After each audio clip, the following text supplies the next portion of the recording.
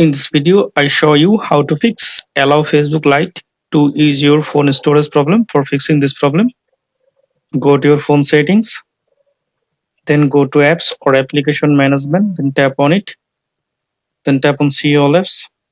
Now find out Facebook Lite or tap on Lite, then tap on permission, scroll down, then tap on photos and videos, allow,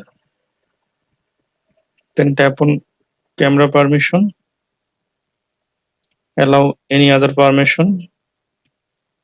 Now open Facebook Lite, then download any photo, save. Now I hope that this method fix allow Facebook Lite to ease your phone storage problem. Thanks for watching. Don't forget to subscribe.